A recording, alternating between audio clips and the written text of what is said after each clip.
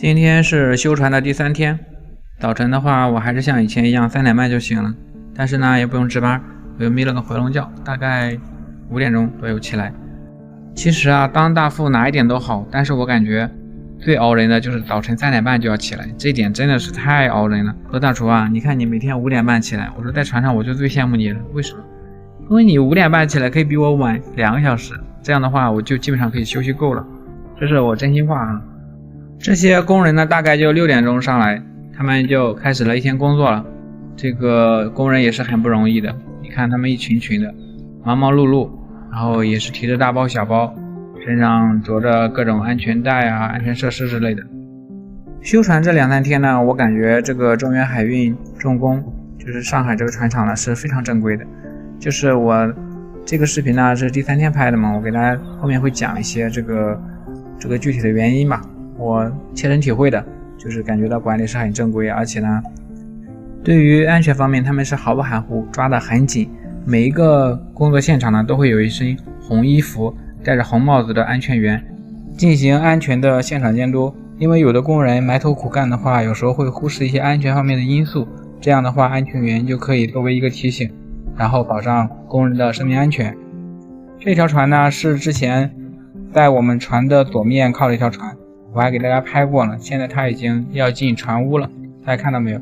这是几条拖轮拉着它没有启动螺旋桨，舵叶也没怎么摆动，它整个船的运动呢是靠拖轮来拉着的，大家看到没有？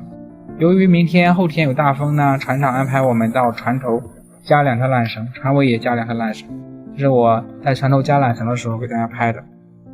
船尾加缆绳的时候呢，由于船尾的出缆孔那里放了2摞这个脚手架，所以说我们暂时加不了缆，但是呢我已经跟码头联系了，说这个尽量把这些脚手架调走。趁着这个间隙呢，我们把垃圾房的垃圾呢收到了船尾的他们的垃圾站里面，这样我们的垃圾房就不怎么用堆垃圾了。看完这些呢，我去上面烟囱那里转了一圈，因为我知道这个烟囱的整体要割掉的嘛，所以我看看他们的进度。这不，烟囱里面的梯子啊，一些内部结构啊就开始先割了，割到最后呢里面都空空的时候才能把烟囱整个吊起来吊走，把整个烟囱割掉。大家想想那是多么壮丽的一个景观呀，将来好大的一个整体啊割走，然后换上新的一个做好的烟囱。新做好的烟囱呢是里面带了一些装置的，比如说一些空间啊之类的，因为里面毕竟装了脱硫塔了嘛。船尾的脚手架调走以后呢，我就到他们船尾这里，大家看到没有，加了这2条缆绳。加好以后呢，我就在这里感觉闻到了一股怪怪的味道，这个就是那个甲烷的味道。当时我就在那个修船群里给他们主管讲说，我感觉这里漏气了，派个人过来。不到1分钟的时间，这个安全员就马上到现场了，然后进行漏气地方的查找。他们用的这个查找方式其实是很简单的，就是用一瓶水这个倒在上面，如果有漏气的话，能够明显的感觉到水上有气泡，就跟以前的时候修补自行车的车胎一样。当时这个水瓶里面的水呢已经没有多少气了，然后我就去给他们加了一点洗手液，然后拿回来给他们，这不发现了真正漏气的地方，就这里，这里面全部都是甲烷。然后我马上就让他们封住了，封住之后呢，说反正封住之后我就直接给他们主管讲了，说这个天然气也就是说这个甲烷嘛是不能用了，然后他们先暂停一下手里的工作，这个没什么好讲的，是安全第一嘛。全部忙完的时候呢，我也差不多要吃饭了。这个中午的饭呢也是比较简单的，给大家看一下我们中午吃什么。这个2天青菜终于见到了，这个早晨的红薯呢这个剩了一些，我就吃了2块红薯、鸡蛋汤、蛋花汤。他们往船上调的备件越来越多了，这个他们调也是很卖力的，我感觉1天都没有停歇。我感觉我的甲板马上就被他们给吊满了，堆得满满当当的。大家看一下这些好的地方，然后这个吊呢通过这个机舱的天窗直接把这些备件吊到机舱里面。从这个角度看呢，就能够比较明晰的看到这个东西是往机舱里面吊的了。因为我在修船期间呢也要带领甲板部的一些兄弟们干一些小活，所以说出来的时候都到晚上了。这就是我刚跟大家说的，大家看到没有，整个甲板给我堆得满满当当的，连路都快都给我堵住了。反正因为他们现在是在8舱施工嘛，这个我昨天也给大家讲了，他们要计划在8舱开一个洞，那到晚上的时候，发现八汤的洞已经开好了，就是说我们把东西掉到八汤里后呢，然后再通过那个小开口就把东西送到鸡汤里了。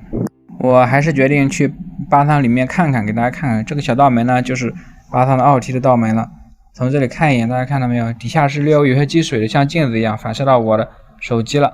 然后我准备从这里下去，这里呢就已经下来了。下来之后呢，大家可以看一下，我这个左边呢是一个检验梯道的一个出口，然后从这里呢可以检验我们货仓呀里面的货这个整体情况是怎样的。然后下面呢就是奥体的一个汤室，大家可能看不到，这个也没关系，反正到时候我会从甲板下面给大家指一下，就从汤底板下面给大家指一下这是什么结构。我已经爬到检验梯道上来了，大家可以看一下，从这个角度看的话，这个奥体就是很明显的一个结构了，是在墙壁上凸出来的一个非常明显的一个凸起吧，里面就是包裹的旋转楼梯，这个之前我给大家讲过了，这个很多人可能没见过。30万吨的奥体长什么样，我给大家看一看。这个就是奥体的内部结构了，给大家看一下，它像个旋转楼梯一样，我只要扶着扶手然后往下走就可以了。当然啦，由于这里面黑不隆咚的，我还有一个手拿着手机，所以说不方便，这个只能小心翼翼的走路啦。等到我从奥体这里出来以后呢，大家可以看一下，从这里看这个奥体的是个旋转楼梯的样子，这样就比较明显了，它是旋转的，大家看到没有？一根中间转轴，这样一路爬上去的。这个是最下面一点点一步的直梯，然后到这个位置，大家看到没有？这个就是我照的从这里下来的刚才，然后上面那个位置就是刚才我站的检验梯道的位置，就那个位置。刚才我就站在那里，然后给大家拍的这个奥体。那既然下来了，我们就过去看一下货仓的这个开口吧，它跟机舱已经连在一起了。顺便呢，我也给大家看一下我们船壳板，或者是货仓舱底板或者舱壁板，它的厚度，钢板的厚度是多少？很多人不是比较好奇吗？那我这次就把那个横切面直接拍给大家看看，这样大家就不会再好奇了。实际它有多厚就是多厚。那我们马上就要接近这个小开口了，大家可以看一下我的舱壁板就这样被狠狠的放在那里，然后这个位置呢就像开了一个门一样，还是很方便的。我感觉这就是别人说的走后门吧，从八汤后面开了一个门，走后门直接到机舱了，我感觉挺有意思的。从这里我就可以看到机舱内部的一些结构了。等一下我从这里过去到机舱那里看一下。还有昨天给大家讲的什么扫气道是不对的啊，有个同志帮我指出来说那是曲拐箱，好吧，真是隔行如隔山，我在这里向那位兄弟说一声谢谢了。那咱先往后退两步，先看一看我给大家说的那个钢板厚度吧，看一下这个割下来的钢板是多厚的，大家心里就有数了。大家看这样明显，我这个钢板实际的厚度也就跟我的一个手指头那么宽，也就是说也就在1厘米多一些，可能1.2厘米啊这样的样子，就是这个是我们货仓舱壁板的厚度，就这样的一个舱壁板就可以承载30万吨的铁矿回到国内，大家可以想象一下多么巨大，它的力是多么大呀。本来到这个位置我想从这个奥梯上再爬回去呢，后来我想了想不对呀，还是机舱好，这机舱里有电梯啊，那我干嘛不回机舱呢？我就从这个口直接进来了，这就是机舱，大家看到吗？这就是曲拐箱，我昨天说成扫气道了，是我不对，感谢轮机的兄弟给我指正。前面那个位置它在烧焊，然后这个吹着火还是蛮漂亮的，就像烟花一样。咱近距离的过来看一下它这个施工的过程，好像是在吹螺丝，就把这个螺丝整个吹软然后卸下来。由于船尾的吃水已经到2.8米了嘛，所以说我下来看一看他们的最主要的工程就是在船体上开一个孔洞，看看开的怎么样了。哇，已经开好了，就在这里，大家看到没有？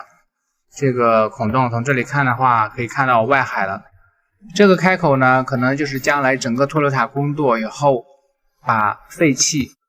处理排放入海的一个口了。给大家拉近看一下，从这个口呢可以看到外面的外海的波动，其实外面是长江。